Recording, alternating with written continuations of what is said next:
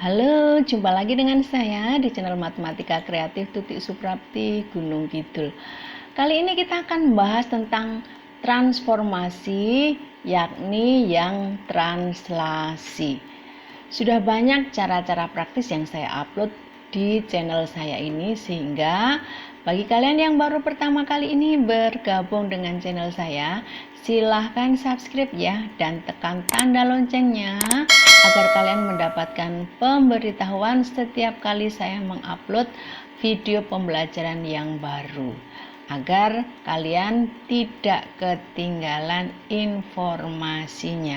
Silahkan juga untuk berselancar di channel saya, temukan cara-cara praktisnya dan silahkan untuk dipakai untuk menyelesaikan soal.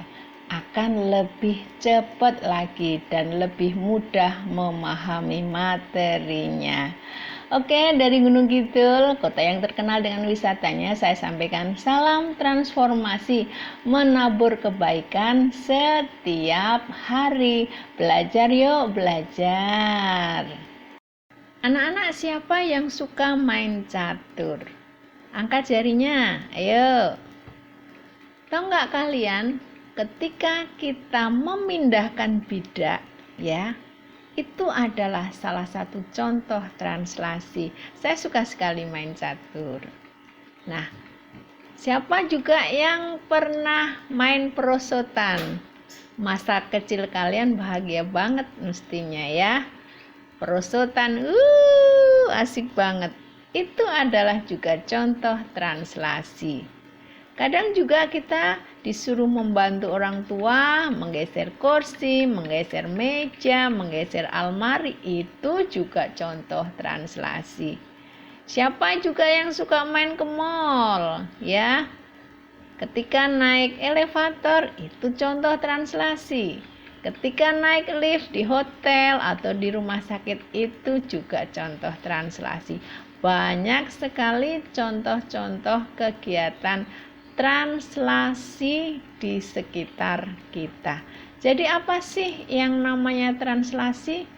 Translasi adalah salah satu jenis transformasi yang berguna untuk memindahkan suatu titik sepanjang garis lurus dengan arah dan jarak tertentu.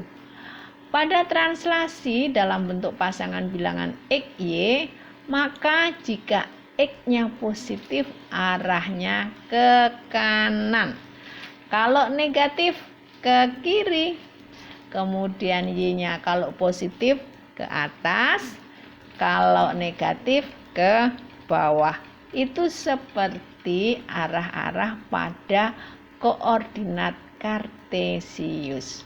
Nih, sifat-sifat translasi. Kalau kalian perhatikan baik-baik, saat kalian memindah meja, ukuran mejanya berubah nggak saat digeser?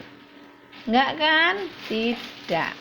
Jadi saat ditranslasikan, maka objek yang kita translasikan itu sama dan sebangun dengan bayangannya.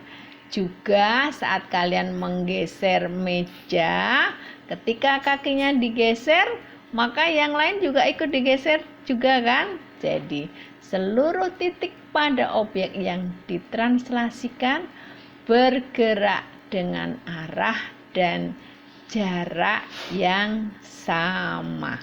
Ini beberapa sifat translasi. Kita mengerjakan soal-soal ya agar lebih jelas. Misalkan kita mempunyai segitiga ABC dengan A adalah 3,3, B-nya 4,5, C-nya 5,3. Segitiga ini akan kita translasikan dengan arah 0, negatif 6. Coba hasilnya seperti apa? Nah, segitiganya sudah kita gambar. Arahnya adalah 0 dan negatif 6. Berarti pertama kali karena 0 berarti tidak kemana-mana dulu. Tetap tidak ke kanan, tidak ke kiri. Baru kemudian negatif 6. Berarti kemana?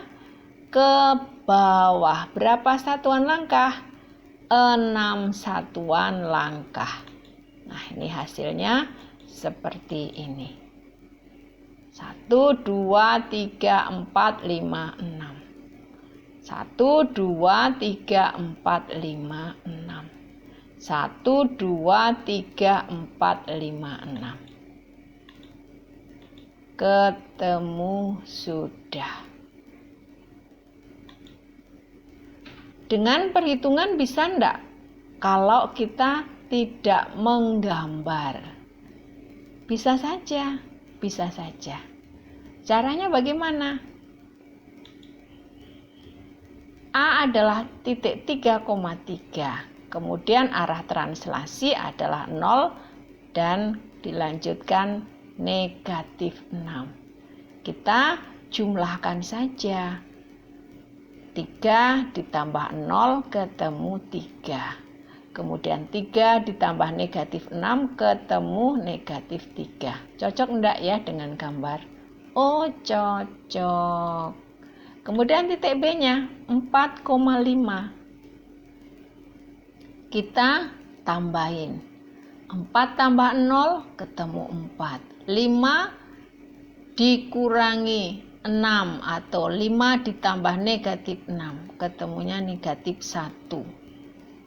4, negatif 1. Oh, cocok. Sekarang yang C. C-nya 5,3. 5,3 kita tambahi. 5 ditambah 0 ketemu 5. 3 ditambah negatif 6 atau 3 dikurangi 6 ketemunya negatif 3. Cocok enggak ya? Oh, cocok. Jadi tanpa menggambar pada koordinat kartesius kita juga bisa menghitung translasi. Jadi pada translasi A, B, X1 yang merupakan bayangan dari X itu didapatkan dengan X ditambah A. Kemudian Y1-nya sama dengan Y ditambah B. Mengerti ya anak-anak ya? Soal yang kedua.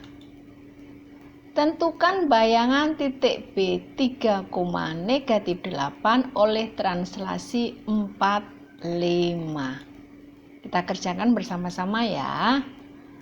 B-nya adalah 3, negatif 8 ditambah translasinya yaitu 4, 5. Masing-masing dijumlah saja. 3 ditambah 4. Ketemu berapa? 7. Negatif 8 ditambah 5. Ketemu berapa? Negatif 5. Jadi bayangan titik 3, negatif 8 oleh translasi 4, 5 adalah 7, negatif 3. Soal yang ketiga.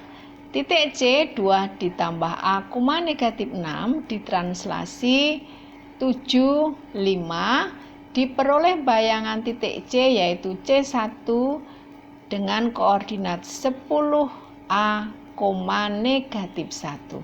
Tentukanlah nilai A. Kita kerjakan bersama-sama ya, gampang kok ini. T-nya adalah 75. Translasi ini mentranslasikan C2 ditambah A, negatif 6 ke C1 10A, negatif 1. Nah, perhatikan absisnya ya. Perhatikan baik-baik absisnya. Nah, 2 ditambah A, kita tambahkan 7 itu sama dengan 10A. Jadi absis dengan absis diperhatikan. Nah, kita dapatkan 9 sama dengan 9A. Dapat dari 2 tambah 7 ya, 9 ya. Kemudian 9A adalah 10A dikurangi A. Dapatnya A-nya berapa? 1. Selesai. Yang ordinatnya, Bu, bagaimana? Coba perhatikan ordinatnya. Ordinatnya itu adalah negatif 6, kemudian ditambah 5, ketemu berapa? Negatif 1. Sudah sesuai, sudah tidak ada masalah. Jadi kita hanya mencari A-nya saja. Sudah paham ya anak-anak ya? Lanjut. Soal yang keempat. Titik D1 negatif 5, negatif 4 adalah bayangan titik D2,3 oleh translasi T. Tentukanlah translasi T. Gampang banget.